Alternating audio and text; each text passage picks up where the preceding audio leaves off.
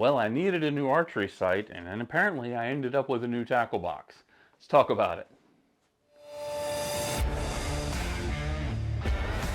What's going on, you guys? Welcome into another one. We are almost completely done with our Matthews Lift bow build, and I'm going to be doing a whole overview on everything that I can do to it, but you'll notice something missing here. And here's the thing. If I told y'all I had the UV slider. Now, I did not have the UV slider long enough, in my opinion, to do an honest review on it. But I bought it for the Hoyt bow there in the background. And when I ended up switching to the Matthews, I had just got the sight. So I went on Etsy. You heard me talk about this. I used my Shoot Lucky knob that is awesome. And I ended up buying this little bracket right here. It was about 30 bucks. And again, 3D machined, slid right in the riser as you saw. But started thinking and said, wow, do I really want to drive 1,000 miles up to Utah or be out in Nebraska chasing mule deer and risk my entire season, entire hunt to one piece of $30 printed, 3D printed plastic? And the answer is no. But UV sliders are on amazing back order. And I happened to be fiddling around and I found a really good deal, we're going to talk about here in a second. So I said, sold the UV slider. I actually sold it to a buddy of mine. He was happy. I was happy, and so this is just not going to be worth what I'm really going to chance my hunt on. I want something with bridge lock.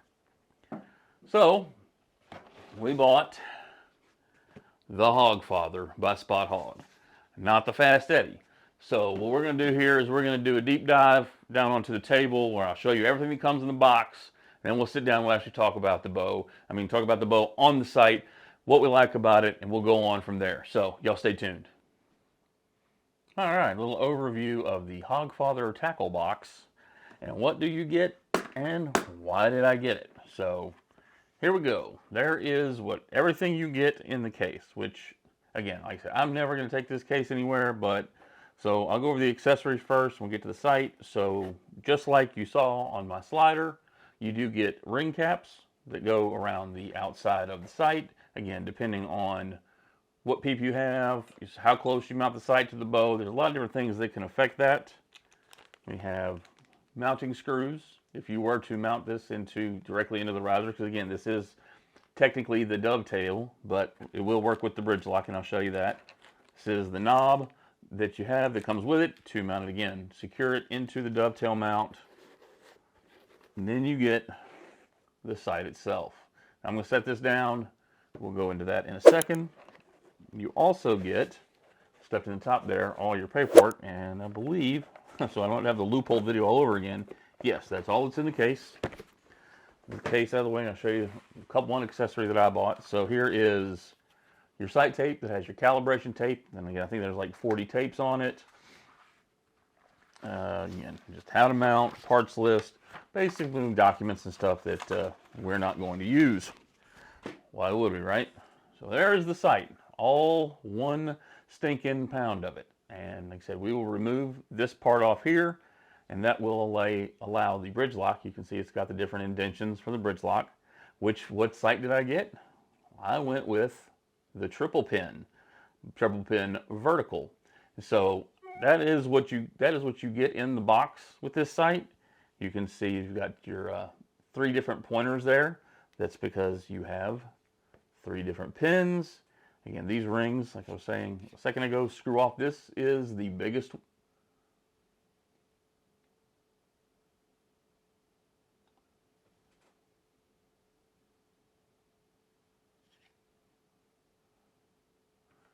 All right, so like I said, these pins you have are ring caps is what they call them. I will probably actually end up using this one because it is the biggest one, but you've got 3 different sizes. This is already a big sight as you're looking at here, but plenty of ultraviolet. Now, one thing I want people will say, or a lot of people will use, they will use the Fast Eddie. They like the Fast Eddie. This is, in my opinion, just an upgraded version of the Fast Eddie. One of the major upgrades that I like is that the internals are sealed. If you look at the back of a Fast Eddie, you can see the gears. And if I'm hunting in the mountains, that basically looks to me like I'm just inviting dirt in. Also, you use this little knob here to unlock it, and you can turn, you see the sight moving, you can turn to whatever yardage you want it to, and then you lock it in. And if something happened, you have a micro adjust that you can use on here. But I like, a lot of the Fast Eddie and the other ones, it's just this. This is your left and right. You loosen that, and then you can make your adjustments, and they're audible clicks on there, and then you lock it back in.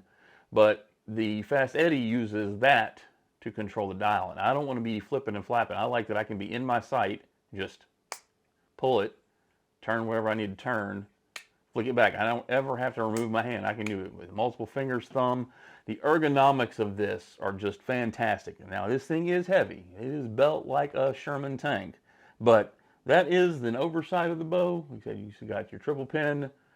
Each one of these pins here is adjustable for height. So that when you set, say, 20, 30, 40 on here, you've got it set how you want it. And when you turn, these pins can coordinate. You can use whichever one you want as a floater. But I ended up getting a steal on this. I think these are about $550 new. I got this, I guess, an Amazon store had it mispriced. I took advantage of that, so I got this for about $450. But we are now back to the Hog Father. So let's get it mounted on the bow and show you what that looks like.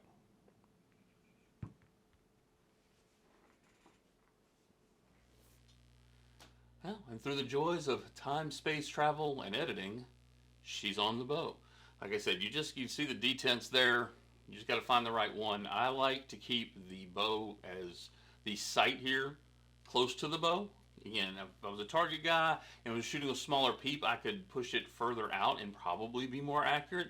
But because I have a big peep and this is strictly for hunting, it will also be used for tack, which we're going to in a second.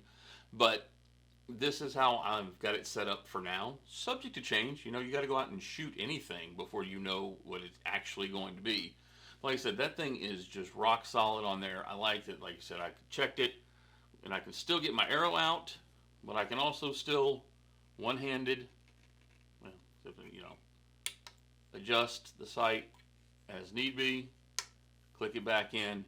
It ain't going nowhere. That is going to be awesome. Let's see if you can see them there. We're shooting that triple pin. I think that is such a clear view. I like that. The view. Let me phrase that. I like the idea of it. This is my first vertical pin, but the fact that I can set, 20, 30, 40, and with the bow shooting 300 feet per second, again, we have an upcoming video on the bow, that should be a real tight pin gap, which I like. It should be easy to adjust and should keep really close on speeds. One thing I told y'all that it came with was the sight tapes.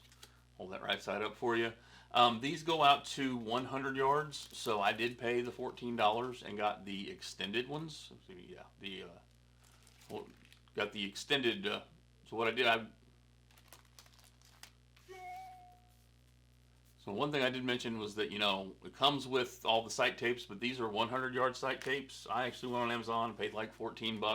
And got these are the Spot Hog specific, but these are the extended range. So these are supposed to be good out to 130. And like I said, I think with the speed of this bow and how everything's going, at least my bottom slider, my bottom pin, if I use it as a slider, I think all the shots at tack, all those long range shots, obviously I'm not going to go shoot at an animal at 130 yards, but I have 130 yards out here I can shoot, and I know that tack's got a lot of 100-yard shots. So this is my completed Matthews Lift Spot Hog Hogfather.